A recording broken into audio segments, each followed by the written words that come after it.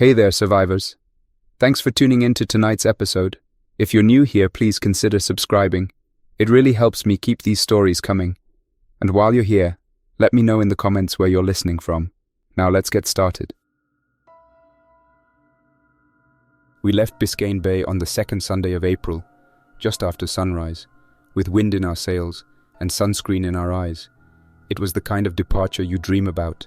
Sky wide open, sea as smooth as brushed silk, the mainland slowly vanishing behind us like a memory we were already ready to forget. I remember laughing. I remember Alyssa calling dibs on the helm like we were kids, and the kids, Emma and Max, grumbling about who got to pick the music even though we were out of cell range and already halfway into offline playlists. It was supposed to be 10 days, a vacation. Not a luxury one, not extravagant, just a reset. Unplug, unwind, float for a while and come back with a few freckles, some fish stories, maybe a jellyfish sting for drama. Just 10 days of salt air and quiet mornings and nothing important, nothing urgent, nothing real. I'm Noah Kessler. I used to work in systems engineering at a diagnostics firm in Fort Lauderdale. That title meant something once.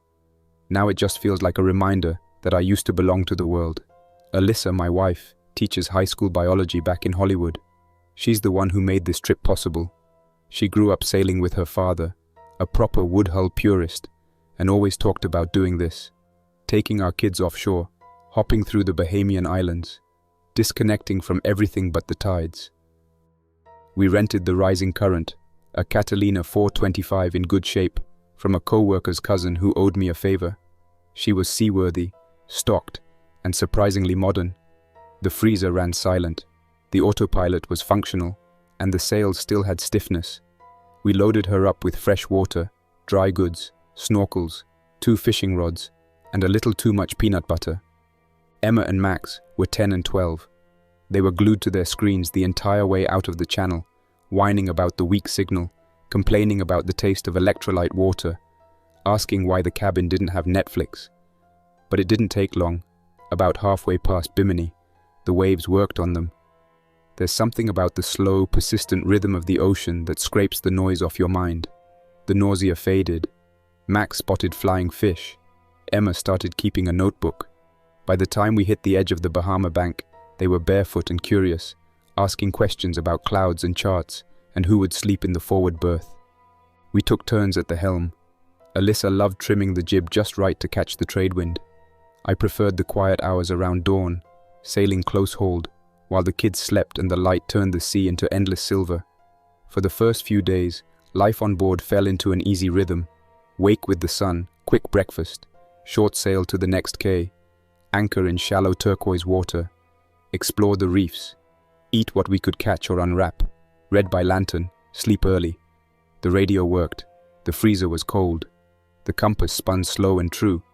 Everything felt earned, everything felt safe. By the 4th day, we were moored in a quiet bay off the east side of Cat Island. The beach was bone-white and empty, except for the skeleton of an old rowboat half sunk in the shallows. Max called it haunted. Emma wrote a poem about it. Alyssa collected shells with colors I swear I'd never seen on land. We swam until we were wrinkled and pink. That night, we grilled one of the snappers we caught and listened to soft reggae drifting in from the boat's Bluetooth speaker. Even the stars felt closer than usual. That was the last perfect day. The first odd thing we noticed was the sky, or more precisely, what wasn't in it. No contrails, no distant rumble of jets heading west or south or anywhere. Alyssa noticed it just after breakfast. She stood at the bow, scanning the blue and said, "Feels empty today, doesn't it?" I hadn't noticed until she said it. I looked up and saw nothing but sky. Beautiful, yes, but too still, as if the air had decided to stop carrying people. I brushed it off. Maybe flight patterns had shifted. Maybe there was a radar outage in Nassau. Maybe it was just one of those days. We put the kids down early that night and sat up under the stars with a small lantern between us. That's when I checked the radio. I was running through our usual frequencies. Weather updates, NOAA forecasts, occasional chatter from marinas. Then, something cut through the static. Not a mayday, not a weather alert, Not even English at first. Just noise, then a voice, male, cracked with panic or interference. I turned up the volume. Do not return to mainland. Repeat. Do not return to. Quarantine status breached. All vessels avoid contact. Contact spreads by. Unknown vector. Seal compartments. No safe harbor. Then static again. No call sign. No repeat. Just gone. Like the ocean had swallowed the rest. I stared at the radio. Alyssa leaned in, listening hard. Emma, who'd come up for a blanket, heard enough to freeze. She didn't ask what it meant. She just looked at us and turned back below deck without a word. That was the last time she smiled on this trip. We told ourselves it was a pirate transmission, maybe a hoax, someone with a marine band license and a twisted sense of humor. We'd heard stranger things offshore, people ranting on open channels, pranksters broadcasting fake coordinates, survivalists warning of storms that never came. I tried to reach someone. I hailed Miami Coast Guard on Channel 16. Nothing. Then 22A. Still nothing. I moved down the line. 73, 67, even 9. No response. Dead air. Just faint, buzzing static or the occasional feedback squall. The comforting sound of a connected world frayed at the edges. I checked our antenna, thinking maybe it had gotten twisted or knocked loose in the wind. It was fine, solid, dry. I told myself we were too far from a relay point. Maybe the atmospheric conditions were strange. Maybe the islands were blocking the signal. I came up with every excuse I could, but none of them held for long. That night, I didn't sleep. Neither did Alyssa. We took turns checking the horizon. The sea still looked the same, black and endless and steady. But something under it had changed. Or maybe something in us had shifted. We just didn't understand how much. Yet. Alyssa insisted we conserve fuel. No motor unless we had to. She started taking inventory. We had about 9 gallons of fresh water left. Some fruit was spoiling. One of the fishing rods had snapped when Max tripped on it. The nets were missing, probably washed out during the second night. We could still fish by line and hook, but something about the voice made her uneasy. She wanted to avoid pulling anything out of the ocean. Said we shouldn't risk contact with blood. I reminded her we ate snapper just 2 days ago, but she shook her head and sealed the fridge tighter. Day 5. The horizon burned orange that morning, and smoke trails marked the sky in 2 directions. One of them looked like it came from somewhere near Andros Island. I tried the radio again. All channels. Again, nothing. We decided to move. The sail was slow, the breeze inconsistent. It took all day to cut southwest toward the tongue of the ocean. At dusk, Alyssa saw something through the binoculars. Big, white, slow. A cruise ship. Still, maybe drifting, maybe anchored. There was no name on the stern we could see, just faded blue paint and blacked out windows. We thought it might be part of a relief fleet, maybe a quarantine station. There were rumors online before we left, some kind of containment operation in the Caribbean, run jointly by the CDC and the US Navy. But that was all speculation. I hadn't even seen confirmation by the time we launched. We debated approaching. I wanted to circle and observe first. Alyssa wanted to call them. She used the megaphone once. Just once. To the vessel ahead. This is the private sailing yacht Rising Current. We're low on supplies and need help. Do you copy? Silence. Then the announcement system on that cruise ship kicked on, clear as a bell across a mile of water. Welcome aboard the Eternis Sky. For your safety, please remain in your staterooms until further instruction. A member of our crew will be with you shortly. Enjoy your voyage. Alyssa dropped the megaphone. It hit the deck and cracked the casing. She didn't pick it up. We anchored near her portside and waited. Day 6. We drifted slowly. I boarded her just before noon, took the Zodiac to the starboard service gate, and climbed up the maintenance ladder. I had to use bolt cutters to get past the first lock.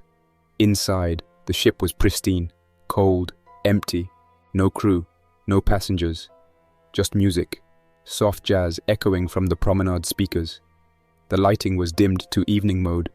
Digital signs displayed a looping video of a smiling woman demonstrating hand-washing techniques.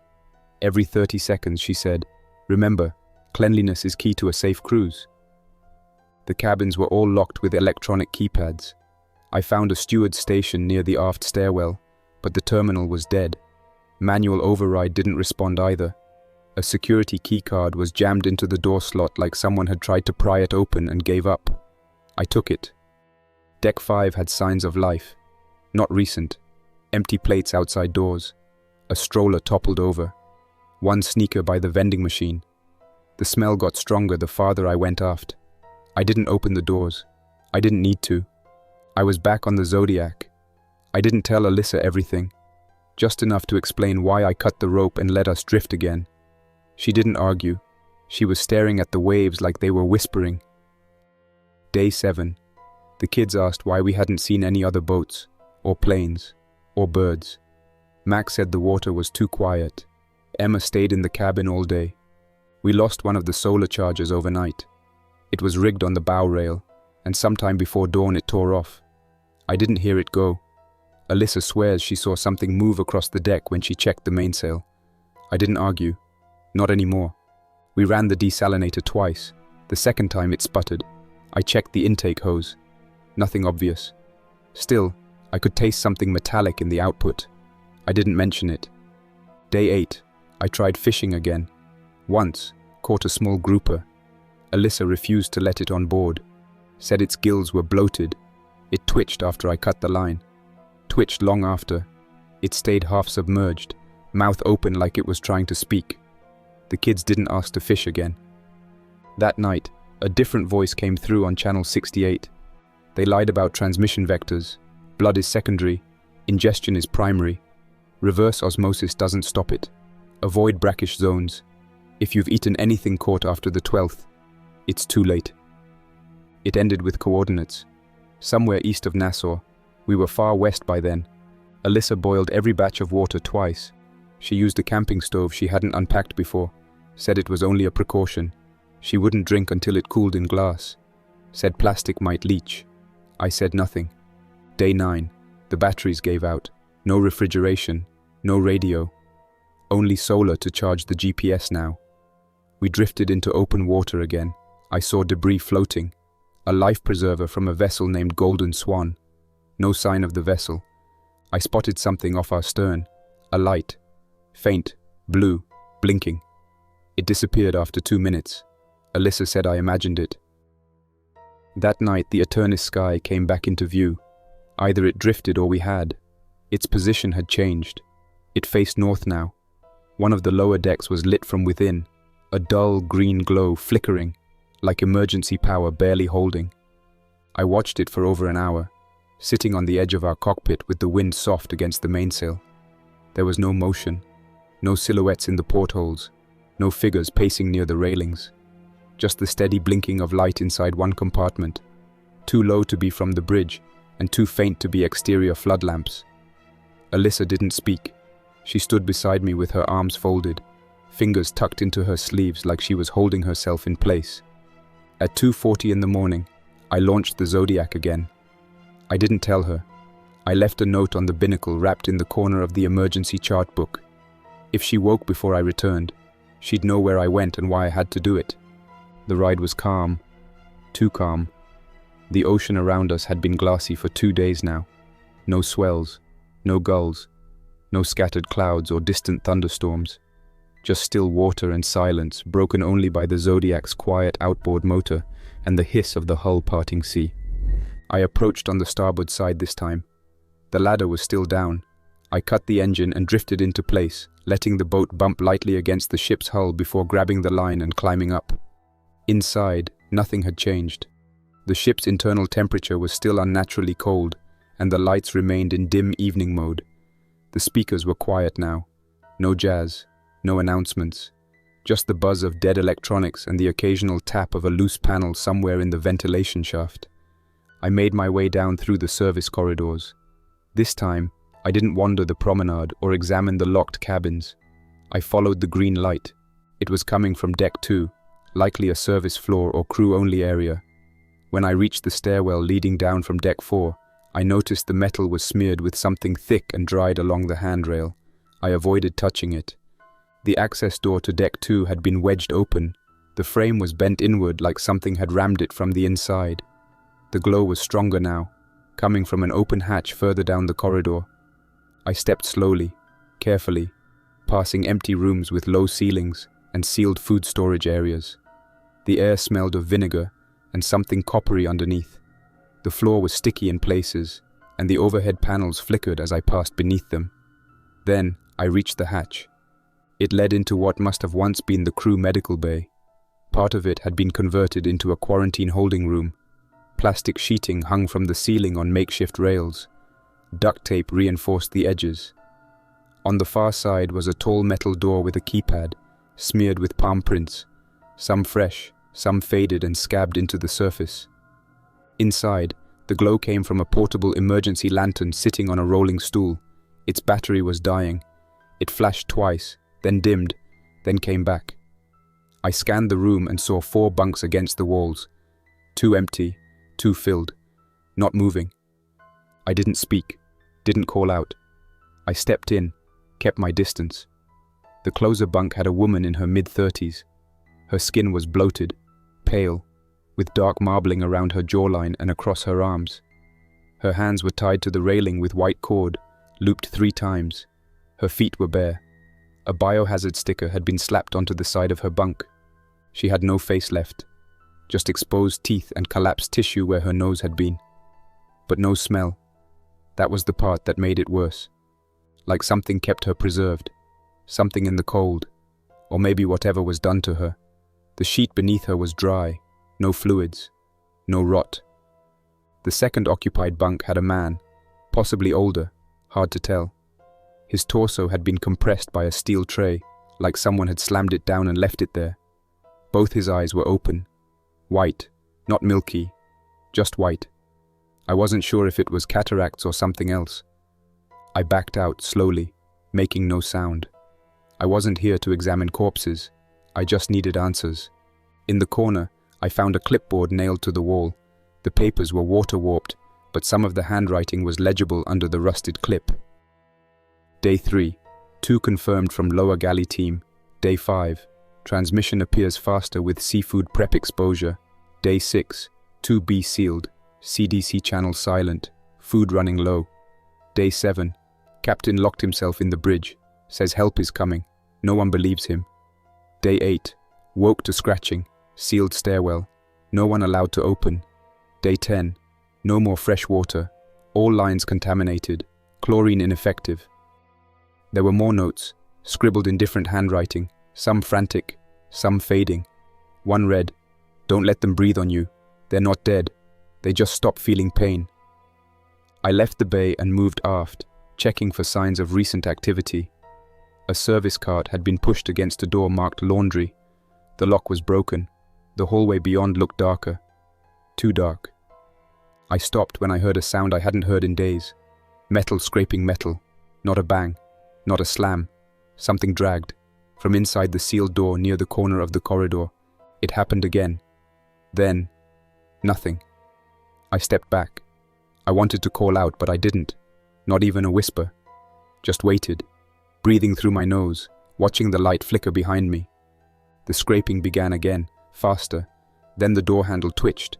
I turned and ran, back up the stairs, past the dried handprints, past the flickering panels, past the security station with the unresponsive terminal. I didn't stop until I reached the open service hatch and slid down the rope back into the Zodiac. The engine didn't start at first. 3 pulls, 4, then a sputter and roar. I turned, glancing once more at the deck above. Something stood behind the glass. Just a shape, backlit by green light, tall, motionless. Back at the yacht, Alyssa was awake. She didn't ask anything, just held the railing as I climbed up. She'd read the note. She knew. She saw my face. "I think," I said, barely above a whisper, "that ship's not drifting anymore." We left at first light. No engine, just sail. We moved southwest, slowly, no land in sight. The GPS flickered twice that day. The battery pack gave out at sunset. That night, Emma said her stomach hurt. Alyssa checked her temperature. Normal. She was pale though, listless. She hadn't eaten since yesterday, refused the last apple. Max said she tasted the water and it burned. We switched to bottled supply. Only 3 quarts left. Day 10. Emma didn't wake up for breakfast. She stirred but didn't speak.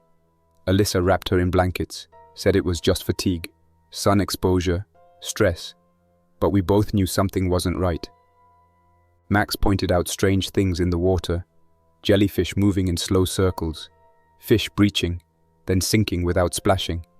One of the seagulls from early that morning dove into the sea and never came up. I stood on the deck for an hour, watching the horizon. No ships, no planes, no radio. The Eternis Sky was gone again, but the feeling it left hadn't left us. I still see the figure in the window, still hear the dragging sound from below decks. There's something about silence on the ocean that feels different than anywhere else. Not peaceful, never that. It's something heavier, like the pressure on your skin before a storm, or the hollowness of a dead frequency. It's not just quiet, it's absence. A stillness so deep it seems to listen back. I could hear every sound the yacht made, the flecks of wood under shifting weight, the whisper of loose halyards tapping the mast, the occasional groan of the rudder as the boat turned gently with the current. I started counting them at night, not to sleep, but to stay awake, to stay alert. Anything new, a creak in the wrong rhythm or splash out of time, set my thoughts into overdrive. That day, we tried to find any signal again. We powered up the small backup solar array and funneled it into the handheld VHF.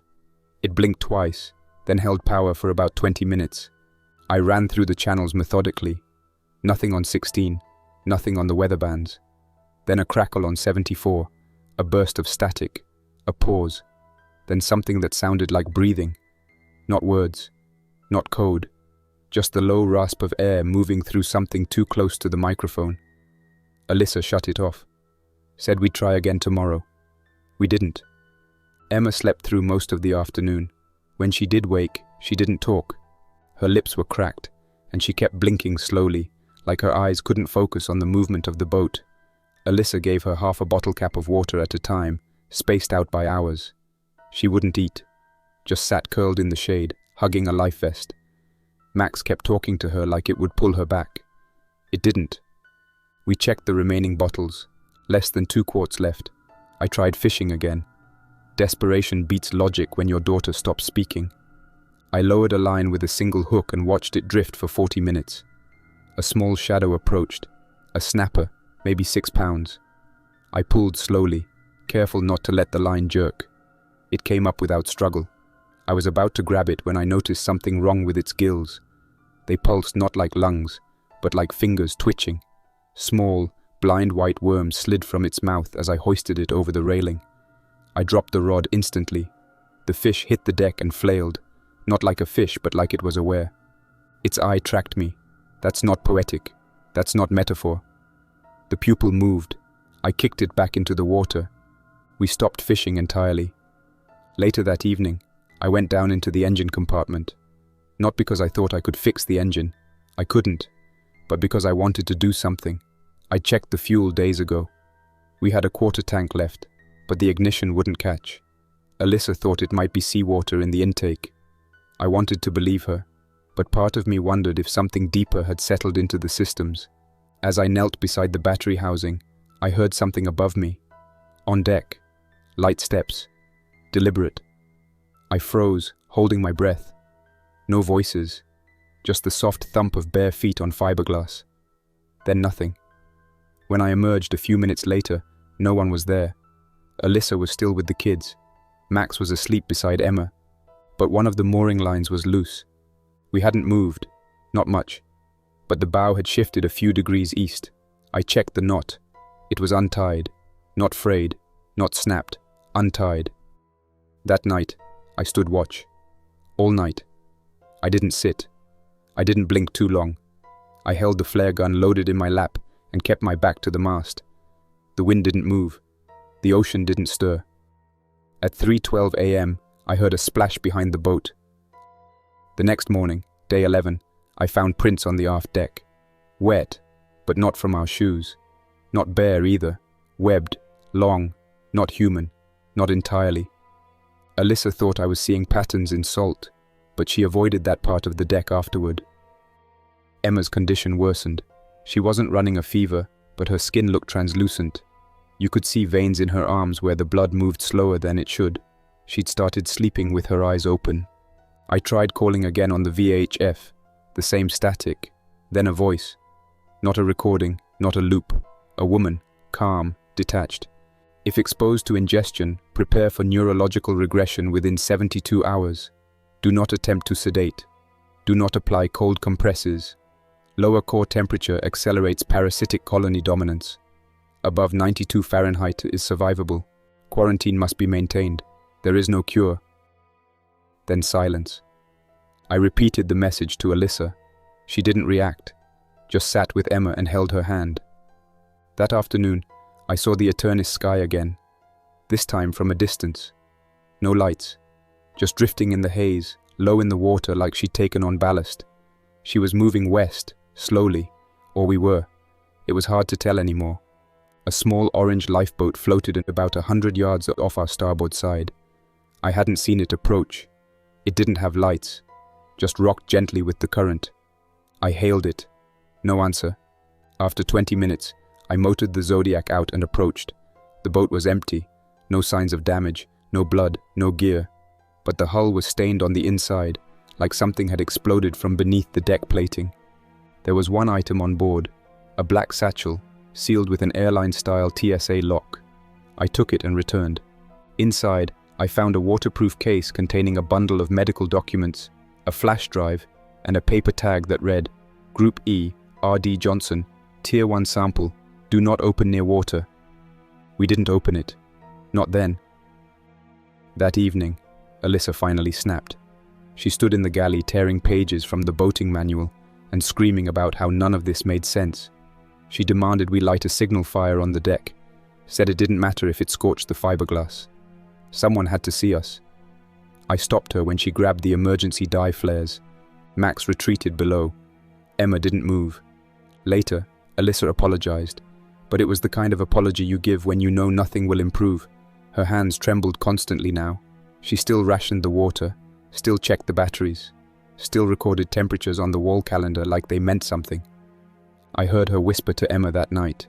Not soothing things, hard things, facts, warnings, instructions, like she was preparing her for something no child should be prepared for. I didn't sleep.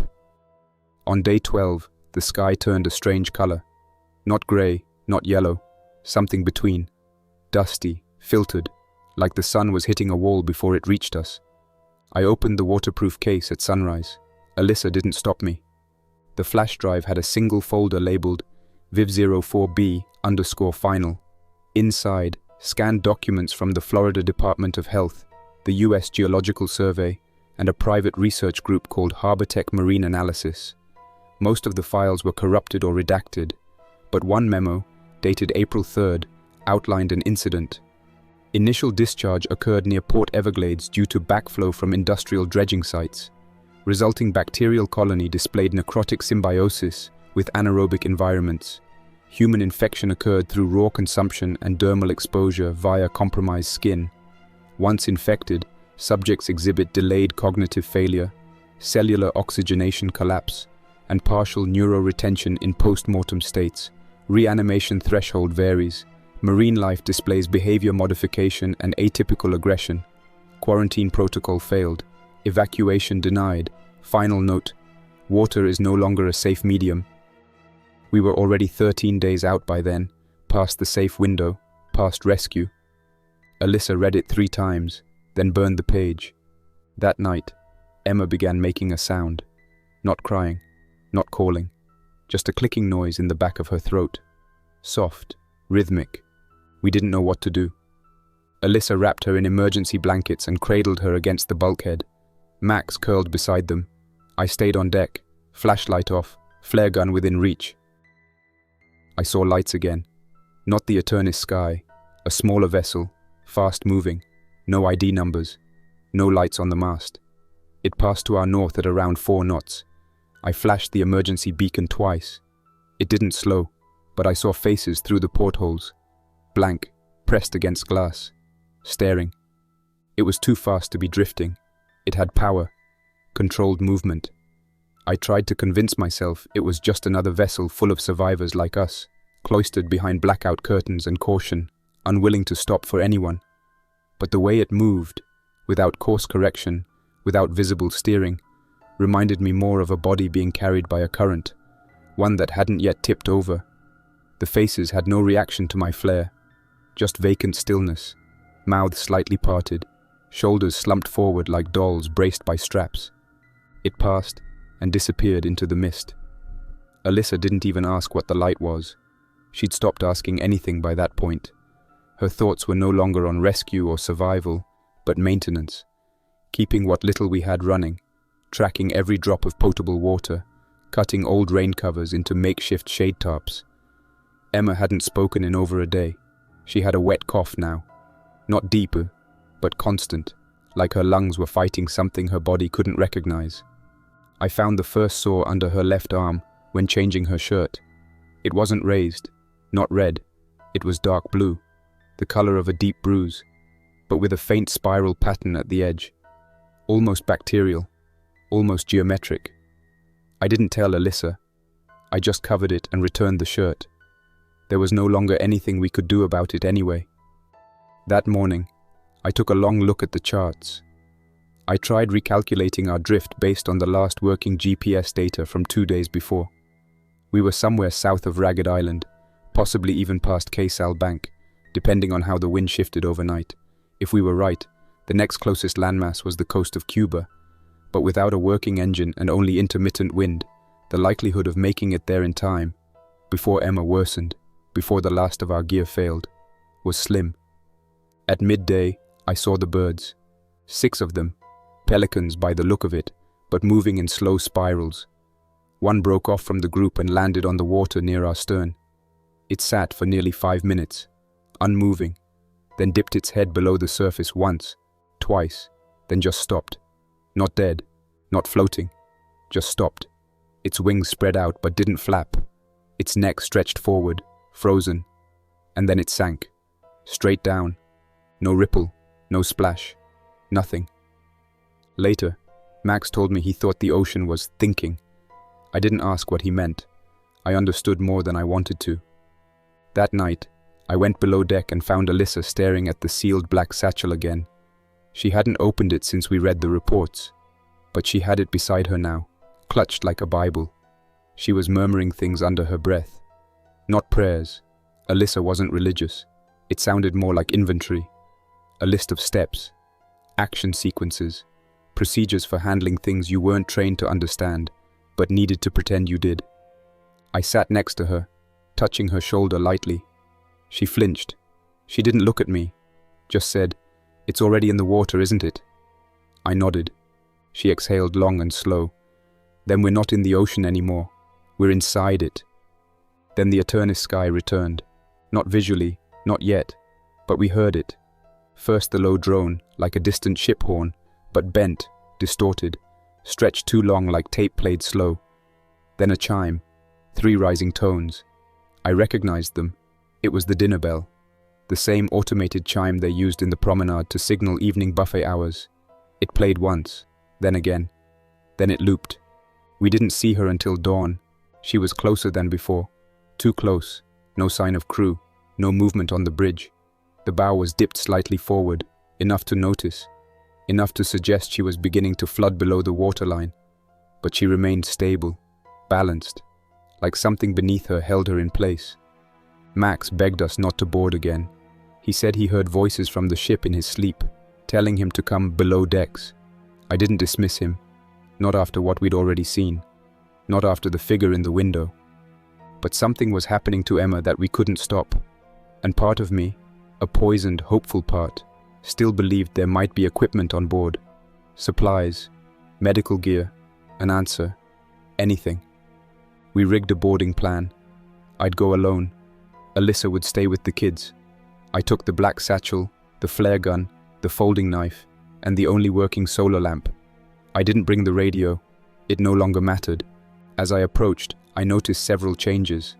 One of the lower cargo hatches was wide open, its edges rusted beyond what a week of decay should allow. Black residue lined the hinges, and a trail of brackish slick trailed from it, spreading into the sea. The scent near the ship was unnatural. Not rot, not diesel, something sour, like wet copper mixed with sulfur and algae. It coated the back of my throat. I boarded midship and entered through the same maintenance corridor I'd used before. Everything was darker now. The internal lighting was dimmer, barely running. I passed a stairwell and paused. At the bottom, near the final few steps, was a barefoot print. Not wet, not dirty, dry, but pressed into the rubber floor as if heat or pressure had seared it there. Deck 3 was different now. The hallway walls pulsed slightly. Not literally, not in a science fiction way, just rhythmically, the same way walls seem to breathe in a sealed room when the pressure shifts. I checked 3 staterooms, all locked. One of them had scratch marks across the inside of the window, deep gouges, on the glass. The promenade was silent, tables overturned, buffet trays rusted into place, something written on the floor in dried condensation. No beneath, stay surface, it watches. The words slanted upward toward the bulkhead, as if whoever scrawled it was being dragged as they wrote.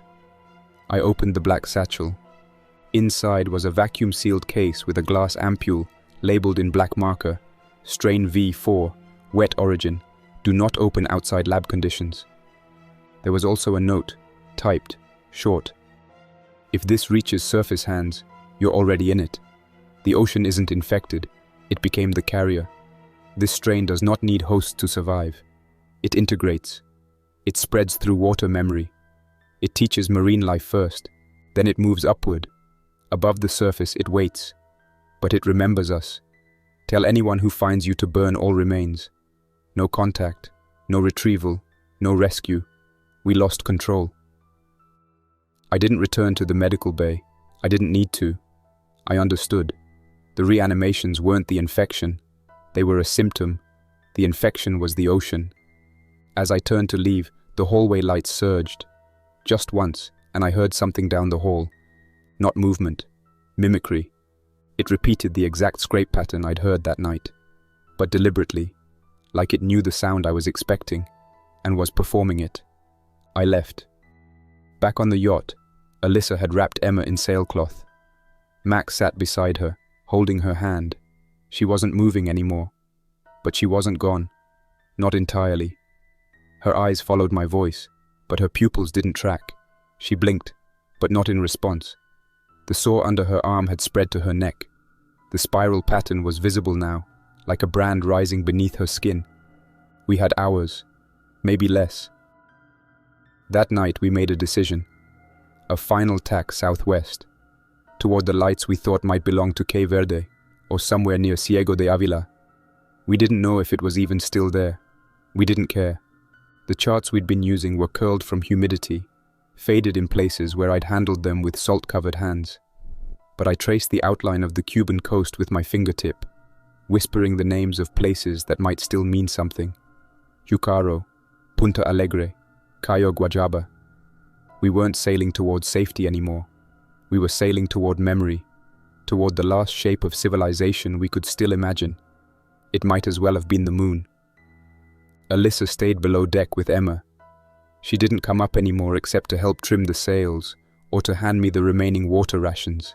She hadn't slept in 2 days, maybe 3. Her eyes were raw around the edges. Her speech had become clipped, surgical. Her movements slow, steady, purposeful.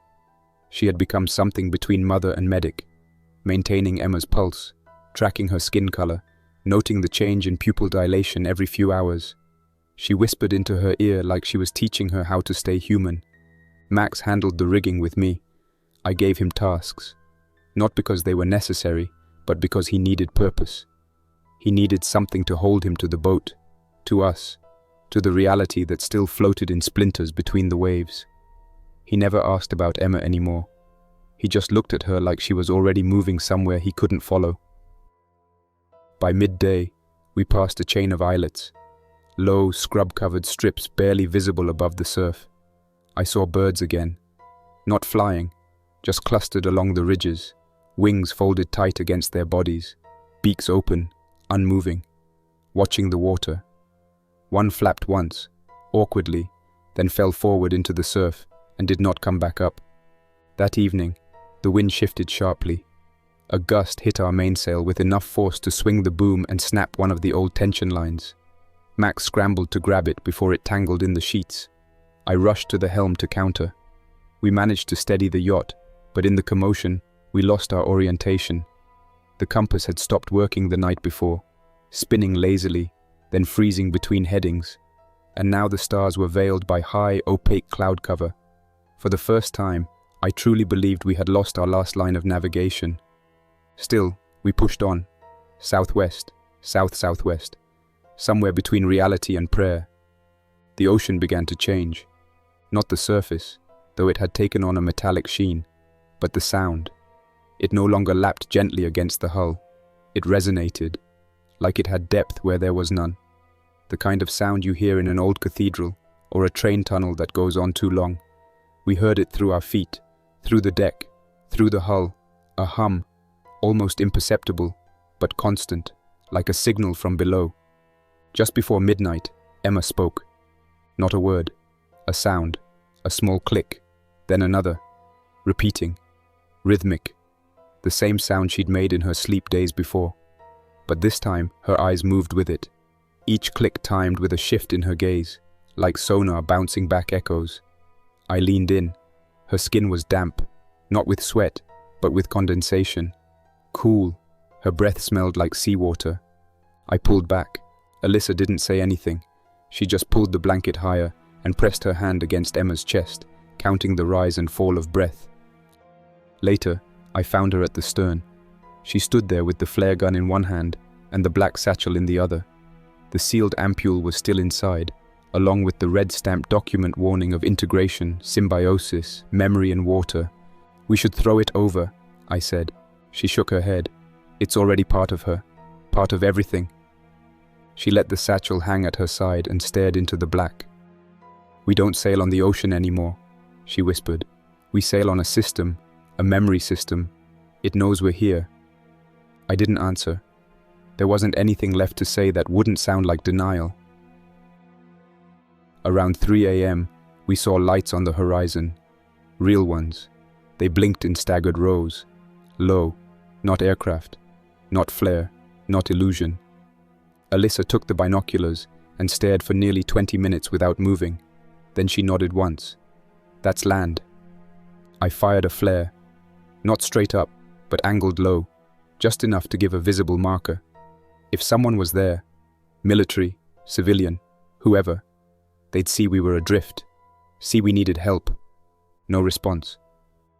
By dawn, the lights were gone. What we saw wasn't land. It was a ship, a floating platform, half submerged, possibly a converted offshore structure, something improvised. It had power, lights, solar arrays, but it was abandoned, or sealed. We passed within 400 yards. No voices, no flags, just black paint across the nameplate and a warning sign in Spanish, stenciled across the upper wall.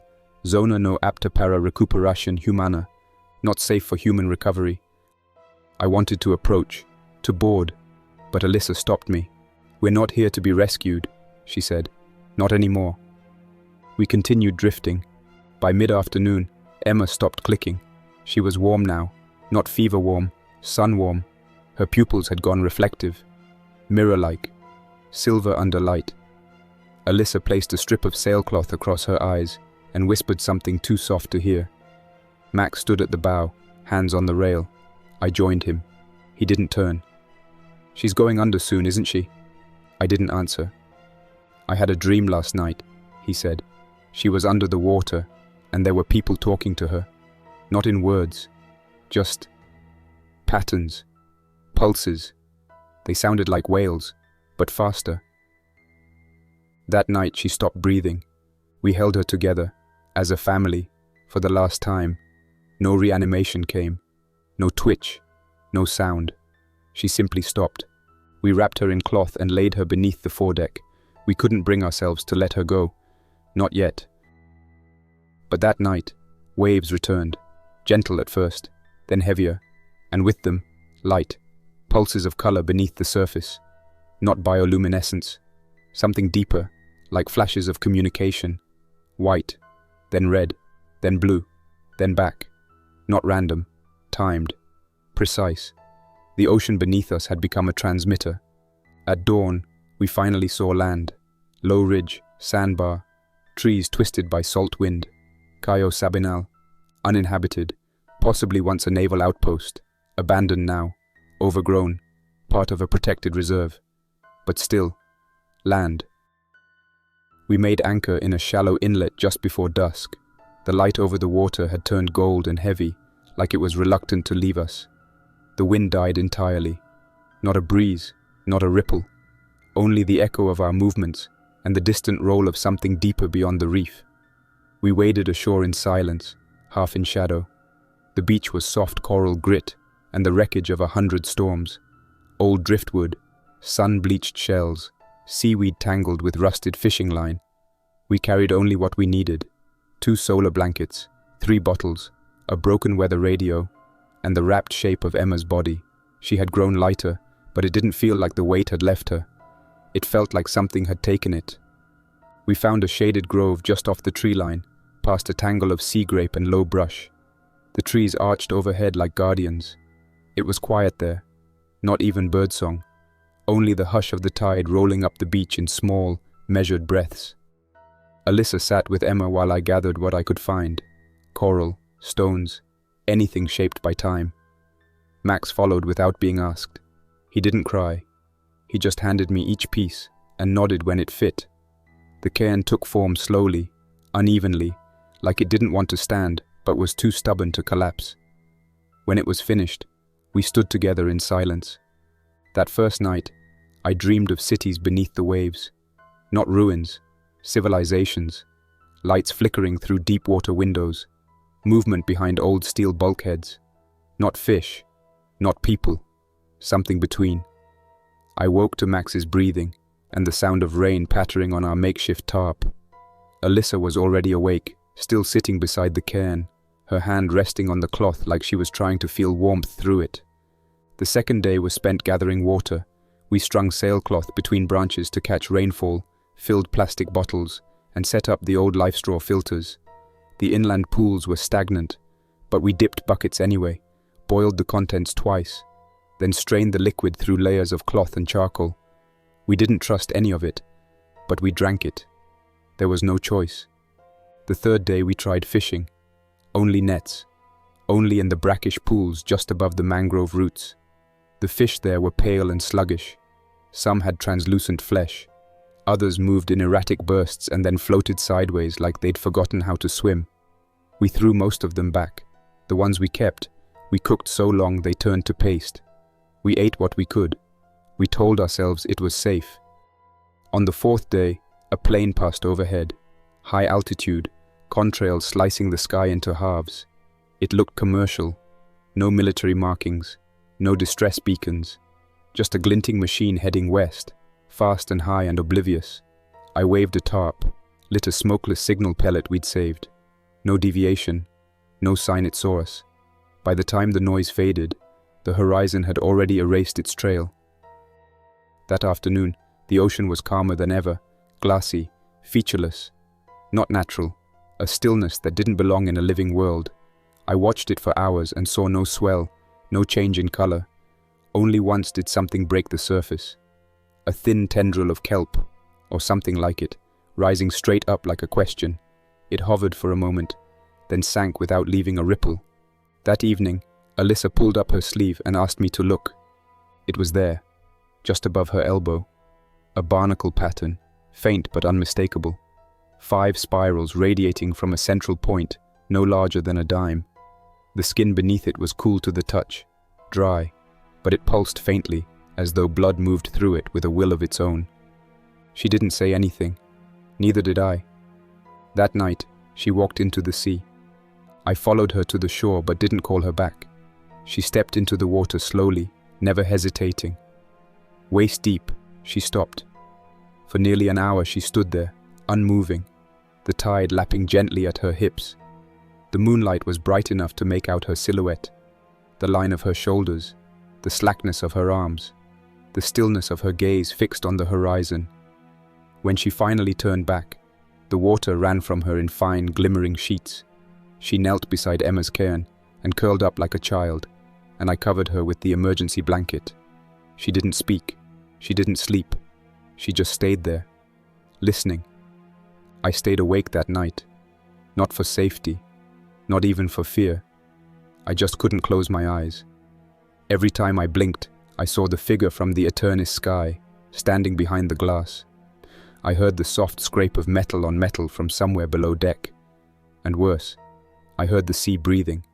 Not waves, not tide, a slow inhale, a long, thoughtful pause, and then an exhale, deliberate and endless. The satchel is buried now, deep, beyond the grove, beneath a cairn of its own. I sealed the contents in layers of oilcloth and canvas and buried it beneath a rotted log. Alyssa helped dig the hole. She didn't ask why. She already knew. Max doesn't ask questions anymore. He speaks only when necessary. Sometimes he walks to the beach and watches the water for hours, sketching lines in the sand with a driftwood stick, repeating them over and over. I don't know what the patterns mean. I haven't asked. We haven't left the quay. Not yet. Maybe not ever. Sometimes, I think about the cities we left behind. Fort Lauderdale, Miami, the marinas, and intercoastal channels. I try to imagine the people there, the ones who made it out, the ones who didn't. Did the water rise up and take them? Did they run into the wild believing they could outpace what was already inside them? Were they warned? We weren't. Not properly, not clearly, not soon enough. They told us it was safe to eat from the sea. They told us the infection was localized, contained. They said it was a mutation, a contaminant, a manageable ecological anomaly. They didn't tell us the truth. They didn't tell us the ocean had changed, that it had memory, that it could think, that it could listen, that once it accepted something into its system, it never gave it back away. There are moments, quiet, weightless moments, when I swear I hear voices in the tide. Not words, not screams, just shapes of sound, like the impression of thought, a language older than anything spoken above the waves. I believe now that the infection was never about reanimation. It was never about decay. It was about transition, about becoming part of something larger, older, deeper. A system that doesn't end when the heart stops beating. It just changes form. I don't know if anyone will find this. I've written everything down, sealed it in a tin from our emergency rations, and left it tucked behind the inner wall of the old fishing shack on the south side of the quay. If the sea takes us too, maybe something will wash this up elsewhere. Maybe someone will read it. Maybe they'll believe it. Maybe it's already too late. The sea doesn't forget. It remembers everything it's been fed. And what it remembers, it keeps. Forever. That's all for now. Thanks for listening. If you enjoyed this story, don't forget to like and subscribe for more unsettling creepypastas. Your support keeps my channel alive. Until next time, stay quiet, stay vigilant, and trust nothing, not even the silence.